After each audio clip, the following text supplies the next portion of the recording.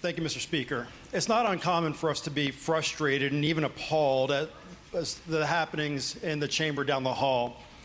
But what we saw just the other day was a dystopian nightmare, Mr. Speaker. That body was debating their version of HJ1, the abortion amendment. And members on the other side of the aisle in the other chamber were working overtime to defeat a proposed change that would have protected parental consent and notification laws. The arguments were, quite frankly, terrifying. The members of the other side of the aisle in the other chamber outright rejected the amendment. And the amendment stated, notwithstanding the above, the Commonwealth's parental consent laws shall remain in effect, and the Commonwealth may regulate the provision of abortion care and gender-affirming care to minors. They decided not to pass by the amendment, but to outright reject it. And it was along party lines. Mr. Speaker, the other side of the aisle wants girls as young as 10, 11, 12 to be able to have an abortion without talking to their parents or talking to a judge or talking to any adults at all. For them, it's not an issue with the bill, it's a feature of the bill, and potentially subjecting these minors to sexual predators. Members of the other side of the aisle argue in that chamber and also in this chamber that our laws will remain in effect until overturned by a court. While that may be true, let's give that a little bit more further thought. Virginia has a constitutional amendment outlining that marriage shall be between a man and a woman. And until the Supreme Court overturned that, that was the law of Virginia. That's what would happen to this amendment here, Mr. Speaker.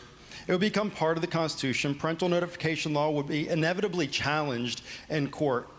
And since it is plain on its face that the law and HJ1 are in conflict, the law will fail and the constitutional amendment will prevail.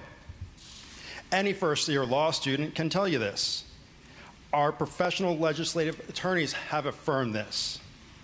Mr. Speaker, the other side of the aisle wants parents cut out of the equation, just like they voted to keep parents out of loop on social media their children want to use. Just like our former colleague who announced that she's running for this body again said she wanted parents who didn't affirm their children's gender identity to face charges of criminal abuse.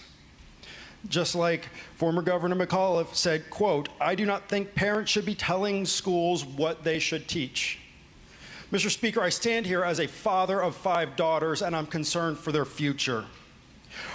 Our children are not the property of the state. They are precious beings made in the image of God. And He has charged us as parents with the care and upbringing of them until they are old enough to care for themselves.